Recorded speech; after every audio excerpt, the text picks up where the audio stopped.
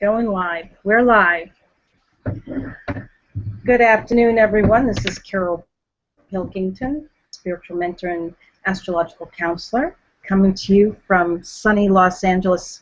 And I'm here with my compadres, Audra Erwin, the High on Life coach, and Christopher Rausch, the kick-ass guide to life coach. And we're going to be talking about intimacy today. Some people out there may think that intimacy is just about sex, but it carries a whole lot more than that, and probably one of the biggest reasons why there are so many problems in relationships these days. So let's kick it off. And Chris, do you want to go first? Sure. You know what's funny, when we talked about intimacy and setting this hangout up and thinking about it, just being honest, my first thought was sex. And then I had to think about it for a second. It was like, no, intimacy is not just about sex. That it's about, and I took some notes and I thought about it. You know, intimacy is, I think, a closeness. You know, you can be, and I wanted to get your guys' input on this. You know, it can be, you can be intimate with somebody over the phone. You can be intimate with yourself. You can be intimate with people of the same sex. You could be intimate with your best friends of opposite sex. I think it just depends on the different situations, but I think for me, intimacy is true vulnerability that you're comfortable with, that you know you're not being judged. And that's kind of my mini take on it. Thank you. Audra. Yeah. I agree about the vulnerability capacity for sure, intimacy. Because I don't remember which spiritual teacher I heard this from, but intimacy means into me I see. So it's basically when you have that level of vulnerability, presence, and connection that you can literally see into that other person. So it's that real place of connectivity that sometimes can't be achieved without true vulnerability. And I believe in true authenticity is part of that as well, because that's what allows us to feel safe to be vulnerable and to have that deep level of intimacy and connection and connectivity to one another. And I believe that that's really what most of us really want and genuinely really want to have in life, but it's the one thing that either scares us the most, or you know, we're not open to, or we have all those different things that keep us from that true level of intimacy that we so crave and desire and ultimately deserve to have in our lives, that fuels our passions and allows us to be seen and all of those things. So that's kind of what my thoughts are right now on intimacy. I think that's true. One of the biggest things is that there's a fear of being seen and being heard. We want to be seen and we want to be heard, but we also have a fear of it as well. And when we allow ourselves to be open, that openness allows for that deep level of intimacy that we could have with anybody. It's not just those closest to us. Sometimes there have been times when I've met a complete stranger and I've felt an immediate connection with them, and we've shared things about ourselves in such a brief moment, and that has created an incredible amount of intimacy and connection with that person that I might not have any other time. So it's not just with the people that are closest to us, it's with the people that we just meet, that we can have that intimacy with. And I look at vulnerability as coming from, it's got a scaredness to it. So I try not to use the word vulnerable, because then I understand the nature of it. I understand it's allowing ourselves, or it's got the fear of being open. But when we are just open and we allow for that, for ourselves to receive, it takes away that fear.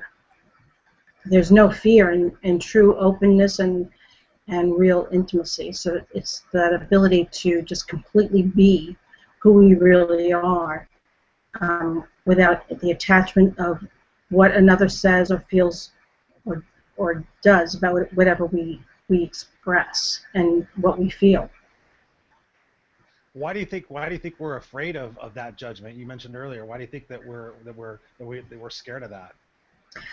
I think it comes from, you know, the family. It comes from, you know, when we're kids, we're constantly being judged and measured. It comes from our environment, no matter what environment that we grew up in.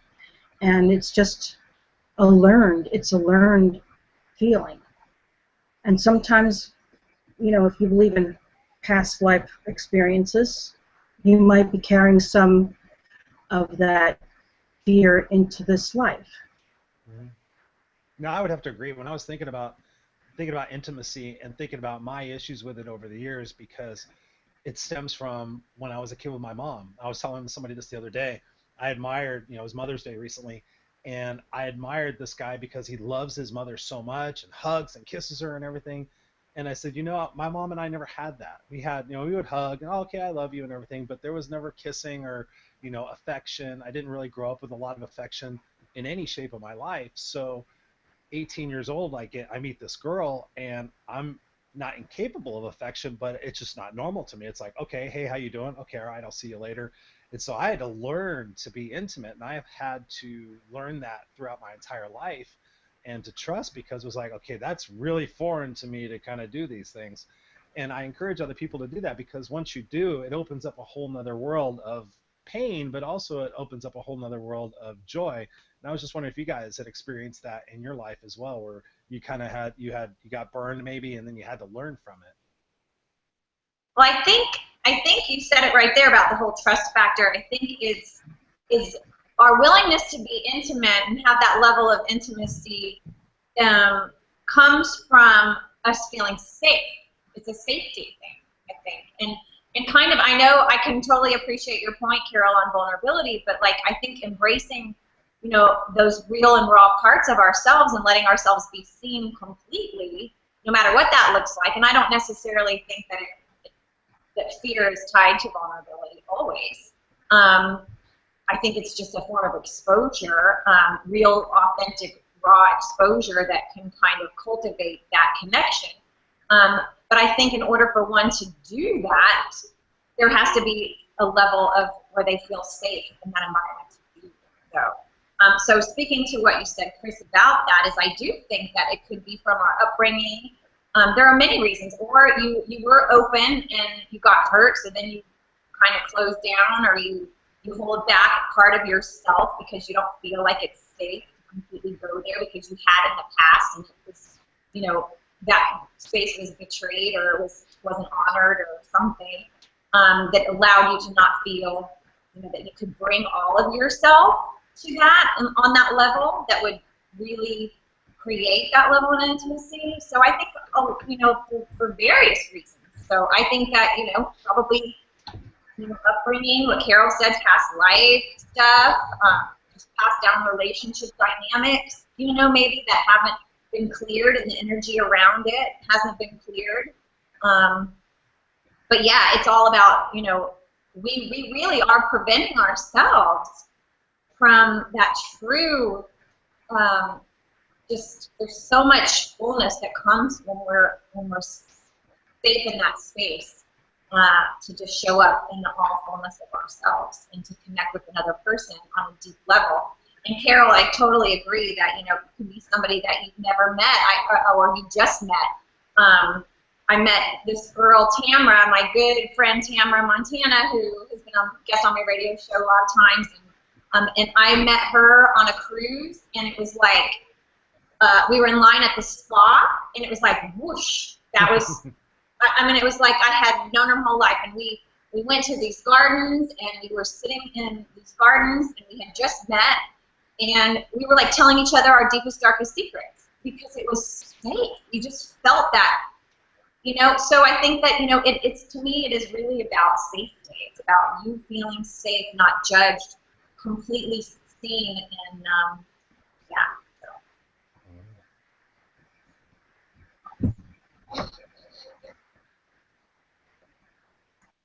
Next. Are y'all still there? Yeah, I'm here. I'm okay with the quiet pauses now and again to contemplate on something. I just wanted to make sure my audio was in check because we've been having some crazy weather here today. No, you're good. I just keep staring at your waves behind you, and I am so jealous. My pelican. No, the waves behind you, you fool. I think you know, when I think about intimacy and in society, you know, I think we've become so compartmentalized that, you know, I just posted a video on Facebook earlier about ugly. Somebody had posted a story about an ugly cat, and it broke my heart when I was reading it this morning. And so I just posted, I don't know if you guys saw it, but I posted a quick video about, you know, calling things ugly and being objective, you know, or you know, about other things and putting things down. You know, I think we need to create more of an intimate relationship with each other as a society, not necessarily like, oh my God, like this, but, you know, more of a sense of understanding and empathy.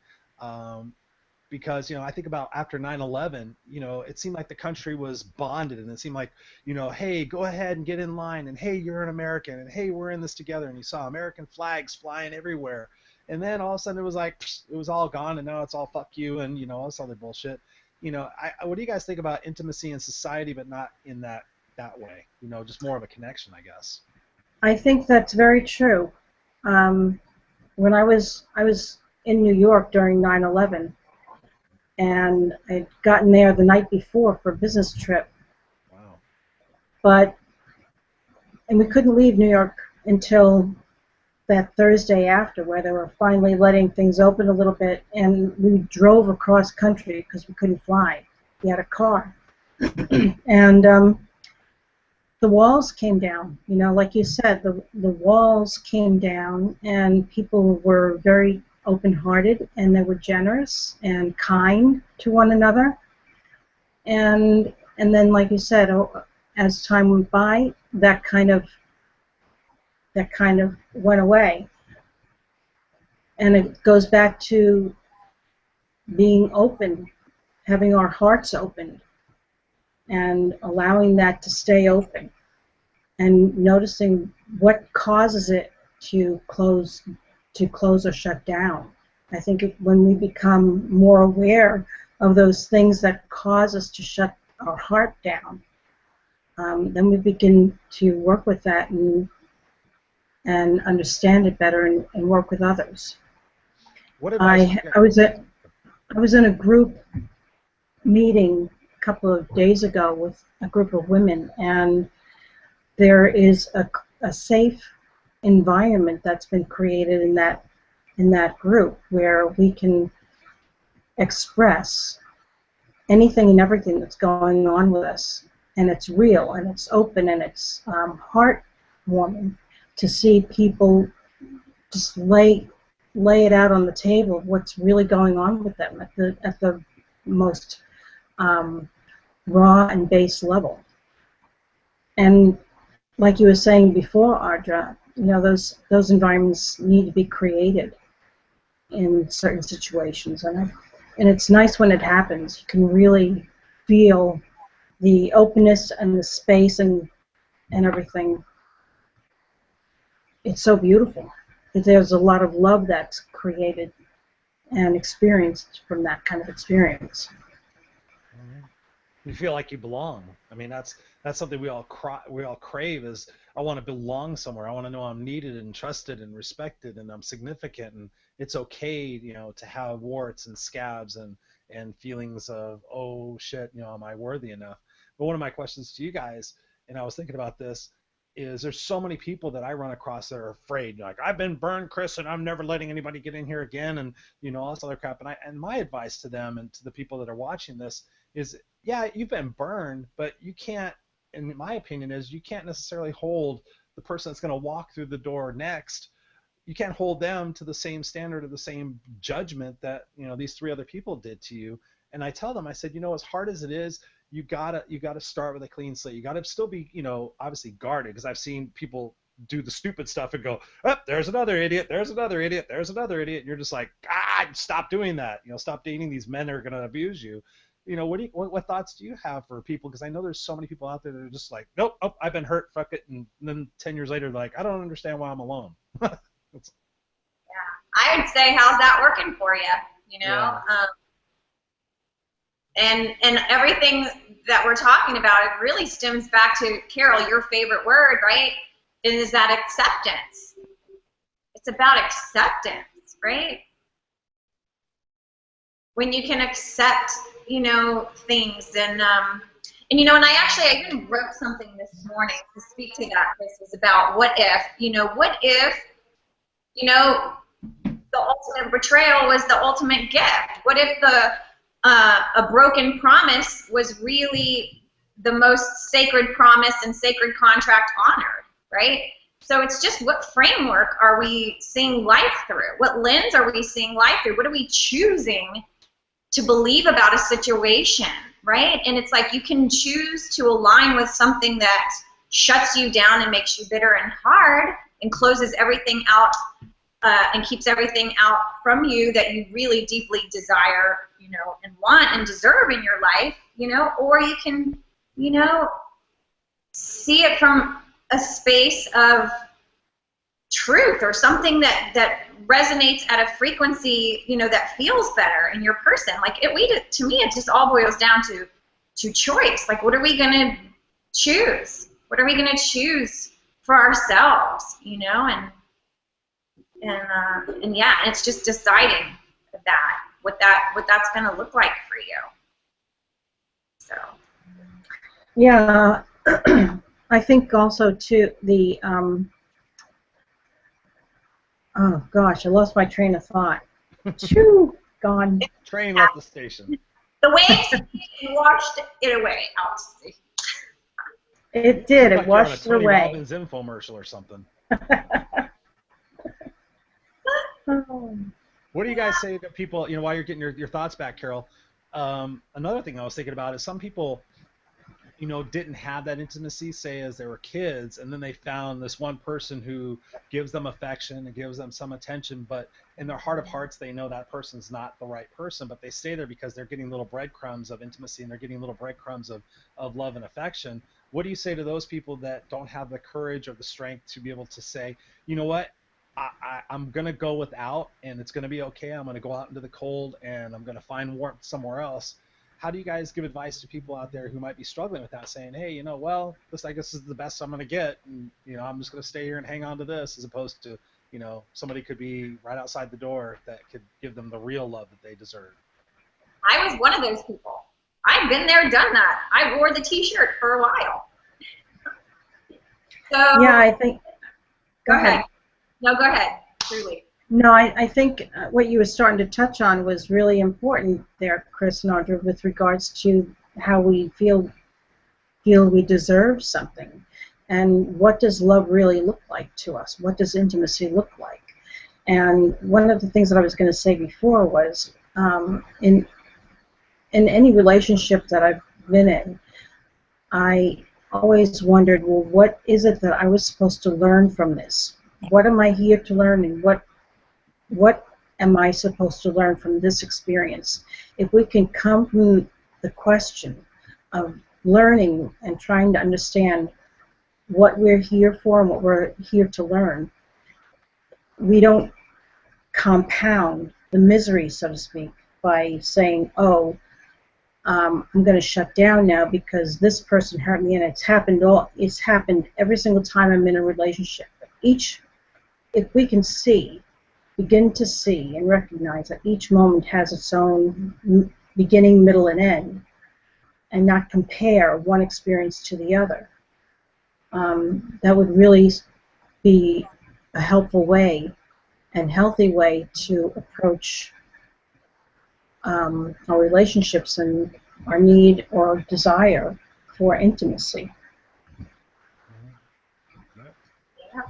So, Audra, what caused you to change? What was the final point where you said, "Screw this! I'm out of here. I'm done"?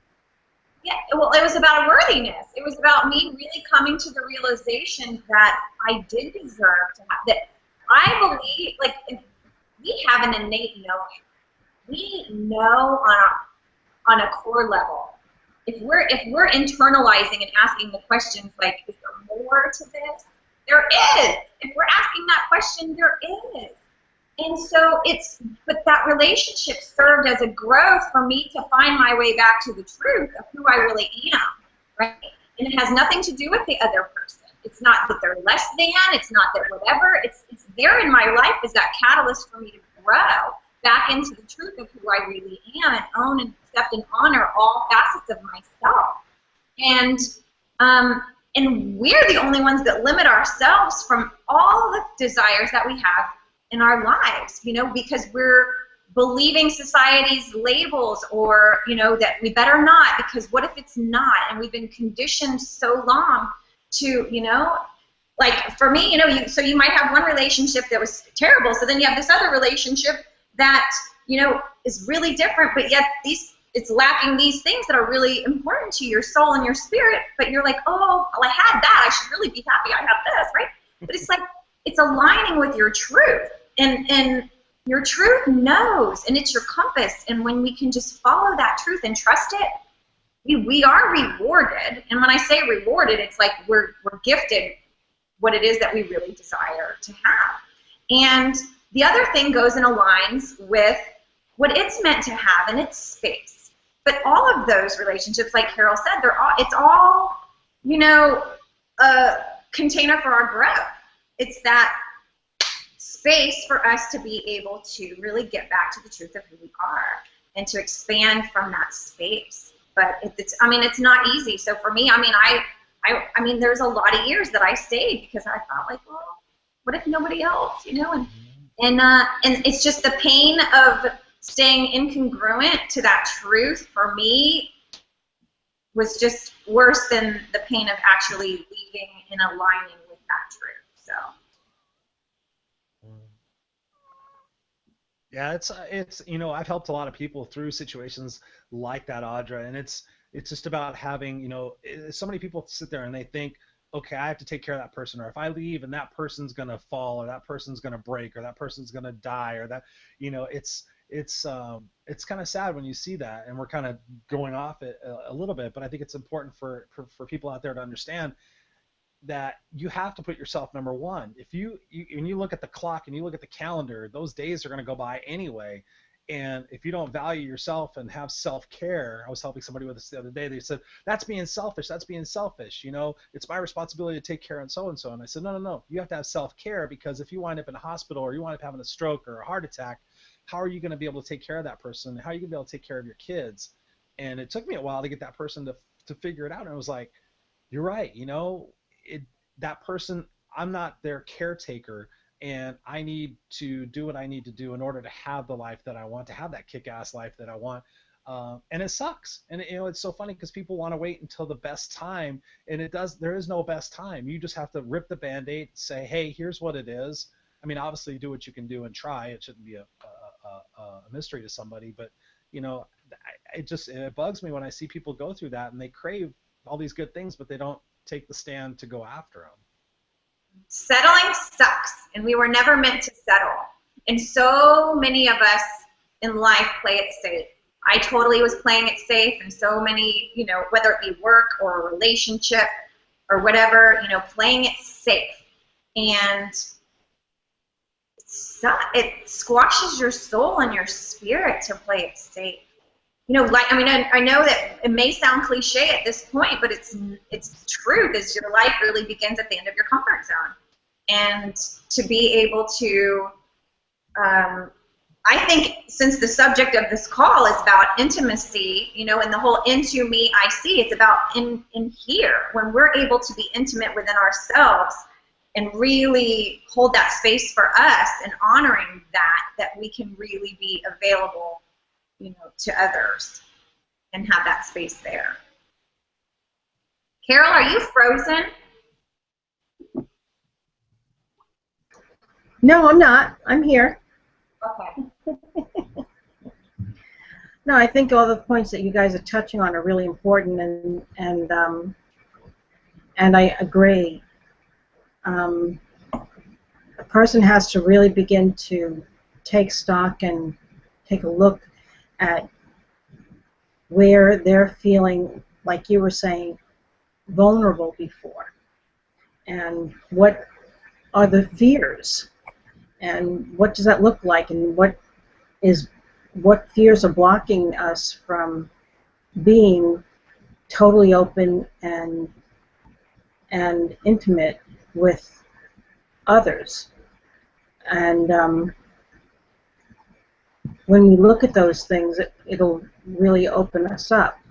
Sometimes we need help. We can't do it alone. We can't transform alone, and we need others to help us. And I think when we reach out to say that we need help, that's another form of intimacy. I need help with this. That's letting the barriers down to the belief that we can do it all by ourselves and on our own, and that we are an island.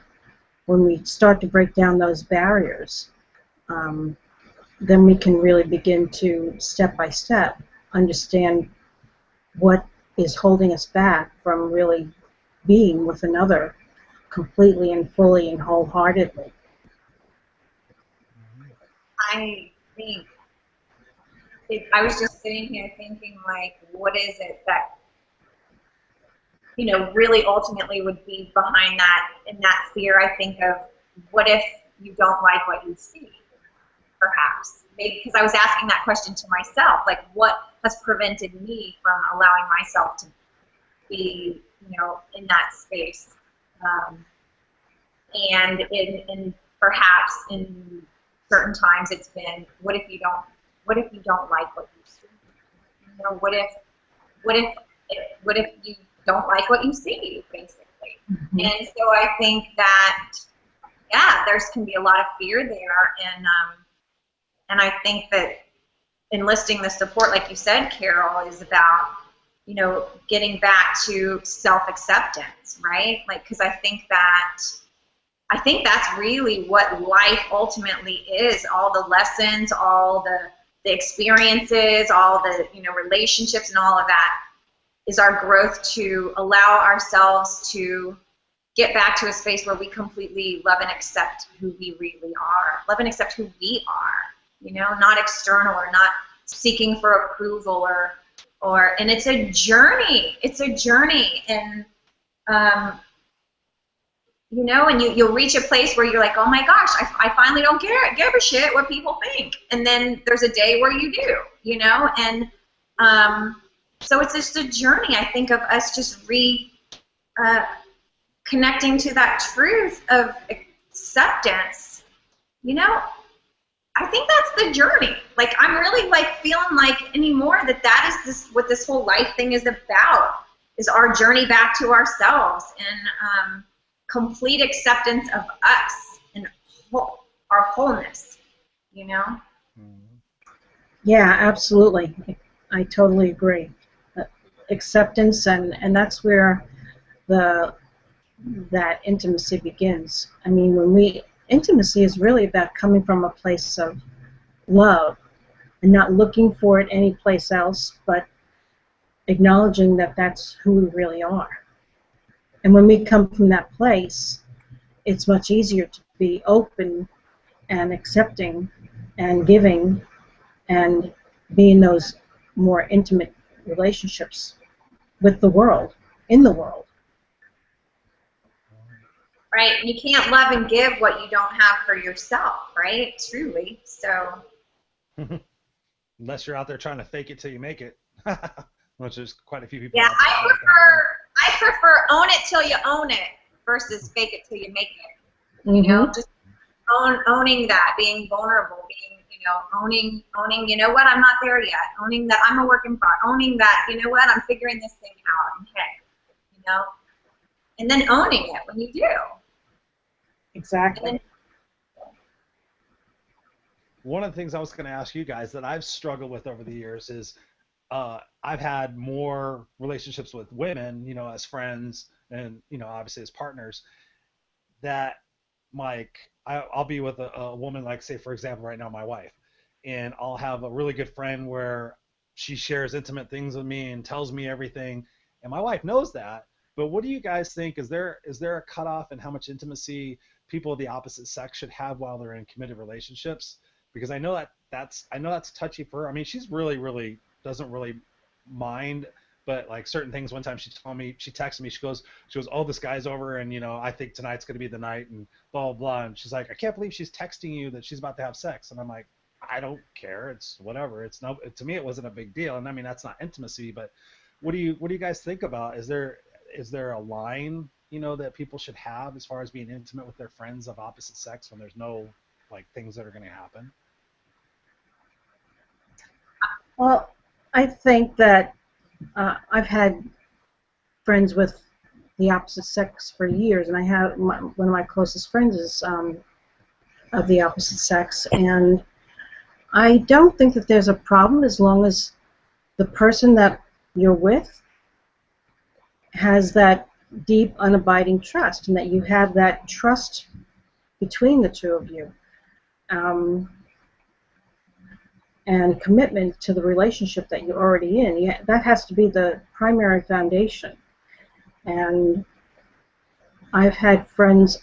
I draw one of the things that I draw the line on, especially if I'm friends with both people, the woman and the man, is that I draw the line at them coming to me individually and talking to me about their relationship, about things that they should be talking to one another about. I'm happy to engage in a process about their feelings, but don't put me in the middle of having to keep a secret between one or the other, or from one or the other, or both. Yep, I just experienced that a couple of months ago. And I was actually honest. I said, hey, listen, I'm going to tell him that I talked to you about this. And she was like, okay. And then she told him a different version of it. And then he went and read her Facebook chat things. And he got mad at me. And I was like, dude, I told you I talked to her about this. And I was like, and then all of a sudden the guy became, well, he might be watching, but we're good now. But I was just like, wait a minute, I was being honest and sitting there, because yeah, you can get yourself into a sticky wicket with that kind of stuff. Yeah, I've definitely been burned a few times. I think it's only crossing the line when it crosses your line of your boundaries, and so it's important to know what your boundaries are and like where you draw the line, right? And where and then learning to speak your truth around that, and just saying, you know what, here's kind of where I draw the line on that, and times have changed, and I think that, ultimately, there was a time back when where it was like not okay, to have friends of the opposite sex when you're in a relationship because there was some threat involved. But you know what, as you grow and you evolve, and we're all brothers and sisters from other mothers and misters, and we've got it's like, it's so different now. But you ultimately grow into the fact and the truth of who you are, and there is no threat. When you have that perfect dynamic in place, you have that trust established, and it should be more than acceptable, to have friendships of any nature in that way. And again, your boundaries are your boundaries, and you know what they are. And in relationships, that's part of having a healthy relationship is, maybe talking about some of those things, but just speaking your truth so that you're clear. Yeah, it's funny you talk about boundaries, Audra. I've had, just again sharing with everybody, as promiscuous as I've been my entire life, and having fun and just being open and being loving and everything. I've never been one to kiss my friends, like female friends. Like, I'll give them hugs, hey, love you, kiss on the cheek and everything. But every once in a while, it was probably, I think it was maybe earlier this year or last year, I can't remember who now, 2 times in like 2 months, they were just like, oh, Chris, it's so good to see you.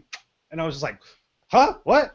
whoa, that's a boundary spot right there. That's for, but it was just funny because, and I told Barb that, I said, she just kissed me on the lips. She goes, what, you guys are friends? I'm like, I know, but it was just kind of weird. And she's like, look at you getting all giddy. It was kind of funny because I was like, wow, that was kind of weird. Okay, all right, bye. Just had to throw that in there. That's so funny because I'm from New York, and when I I kiss on the lips, kiss my friends on the lips, I kiss people that I know on the lips that I care about. And so that was never a consideration for me until I came to California, and it felt so strange. It's funny that you should bring that up. But yeah, I kiss my friends, male or female, on the lips sometimes, and I feel it's totally appropriate. Mm-hmm. It's funny how the different considerations that we have. What I find really funny, Carol, is that you're like, I come to California and it's like not kosher, and I thought California was the place that everything was like kosher, you know. But it was kind of funny. I had a situation where we had recently visiting dignitaries from Brazil, and one of the guys who's basically kind of my counterpart over there comes up to me, and I helped him out with a project, saved him a bunch of money and stuff like that. And he goes, "Christopher, I just have to let you know, in my country," and he kisses me on the cheeks right here, right in front of like 10 people, and huh? Kiss you on your butt cheeks? No, right here. So it was just funny right in front of everybody, and I didn't think anything of it. I was like, okay, it's his culture and everything, but I guess I just turned beet red. And I was like, all right, well, thank you. I appreciate that. Wow, okay, I'm glad I didn't save you more money because But yeah, it's different. It's different things in different cultures, and I think it goes back to what you're used to. Because I know in the East Coast it seems like you see it more. It's like, oh, okay, hey, how you doing? Yeah. Exactly. Right. It's true. So if I go to New York, I'm going to be careful. Unless she's cute. You're so funny, Chris. Am I? The Christopher Rausch Comedy Hour. No. Yeah, it's it's interesting. That's the cool thing about life, is just going through the journey and taking all the experiences, good and constructive. I hate to say bad, but things that are meant there to teach you a lesson and help you grow as a person, and to keep your mind open. I think that's so important, to be open to different ideas and different cultures and religious beliefs and ethnic beliefs and all that stuff. It makes the world go round. It pisses me off so much. I wrote down one of the things I'm working on is things that make me mad because I want to make a difference in them. And it bugs me when people have that, well, that's stupid and that's lame and we should all be doing this. And I just like to see the world a more open place and understanding. You don't have to do it. You don't have to participate in it. But it's like, okay, hey, if that works for that person, then great, go for it. I don't know. Contrast is what makes life life. Yeah, how can we learn when we don't have the contrast? What would we know that there be? What would we know whether there to be to learn if there wasn't contrast? Yeah. And it'd be boring if we were all friggin' droids and clones of, the same thing. It'd be boring. Yep. And we wouldn't have a subject to discuss on our 3 sides of the coin. Well, my other point that I was going to make earlier was when I was talking with this other person about something. She has kids, and I said, she was staying in a relationship that was not going anywhere. She didn't feel it was going to go anywhere. And I said, what example are you setting for your kids? Do you want your daughter coming to you one day and saying, Mom, I'm staying with this guy. What advice are you going to tell your daughter? Leave that scumbag. You're going to have more value for your daughter at that point than you do right now. And she's watching. She's 4 years old, but she's watching. Trust me, she's watching, and she's seeing what you're doing. So just to get into you guys out there watching this, if you have kids, I mean, I can't implore upon you enough. Even if they're young, from the ages of 0 to 5, they're learning so much. And you think, oh, yeah, they're not. They are, trust me. And whatever example you're setting for them in any area of your life, they're going to see that, and later on you're going to have to deal with that, and you're going to regret, wow, I wish I would have done this, I wish I'd have done that, because it can do long-term damage.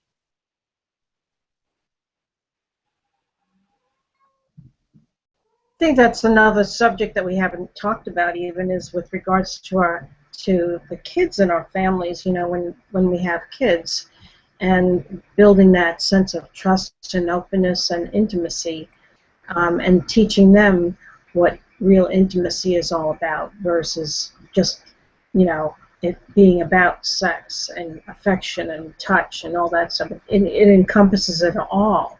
And to be able to have those kinds of conversations, those real, honest conversations with kids, is a good place to, is a good, healthy place to be. Yep. I don't have children, so this is, I agree. And I don't really have any advice around that right now. Yeah, but you have furry little friends there, right? What advice would you give them? I think animals are just, they have no problem with intimacy. They get all up in your crawl space. They like make biscuits on your throat. They like, you know, stick their butt in your face. They have no problem. Maybe we need to learn from our animals. Yeah. Well, it was interesting. I mean, speaking of that, somebody showed a video of Steve Harvey's show or something like that, and somebody in the audience says, you know, I want to be more like my dog. And they were kind of picking on her, but she said, you want to be more like my, and I was thinking about it. When I get home at night from being gone for 14 hours, when my dog sees me at the door, he is so super excited. It takes away all the bullshit that I've had to deal with that day, because he's like so excited. And I look over at my wife, she's on the couch, she's like, oh, hey. It's like, so sometimes we do need to be more like our animals, but I don't want to go around sniffing anybody's crotch until I've at least known them for a couple of hours. Or eat Alpo, right? Huh? Or eat Alpo. Yeah, no. But that's what they're doing. That's what they're doing. And that's how we go from intimacy to smelling ass cracks. Here on Three Sides of the Coin. That's how we roll on Three Sides of the Coin. You just never know what will take our You just never know what's going to come out of our mouths. Christopher admitted that he was a whore. You know, I mean, come on. Yep. Now I'm a kept man. Okay, so it looks like we're ready to wrap it up here. Does anybody else have anything more to say? No, just the thing I'd like to say to you guys out there watching is, send us your ideas, send us your comments, send us your questions about what you want to see on future Hangouts, because we're here to cater to you. We want to make sure that this is a conversation that you guys are included in. So, I mean, send us an email. You guys got all of our information down on the title bars. So send us what you want to see and help us participate, and so we can make this usable for you as well. What he said. Musical? What? Did you say make it musical for you as well? Mutual, maybe? I don't know. Oh, mutual. I heard musical. Probably because I had a song that like entered my brain when Carol said, "What do you have, left to say, or final thoughts for our audience?" Right? And I always get these songs in my head. Like I do. I get these random songs, and so my thought is a song. That song, "Keep Your Heart Open, 'Cause Love Will Find a Way." Do you remember that song? Yes, I do. Once you get past the pain. Anyway, it's a great song. But I remember that. Keep your heart open, because love will find a way. So since this show is about intimacy, my suggestion is keep your heart open, because love will find a way. And it's a great song, so maybe pull that shit up on YouTube later. Yay! All right, ladies and gents, we're going to sign off now. You have a good weekend, and be safe. It's Mercury retrograde, so it's time to go inward and just regroup and think, reevaluate things that you're thinking about moving ahead on, and thoughts about different things. So just remember, don't get frustrated out there. If you're moving, then just know that things are going to shift and change. Other than that, have a good week, and we will talk to you soon.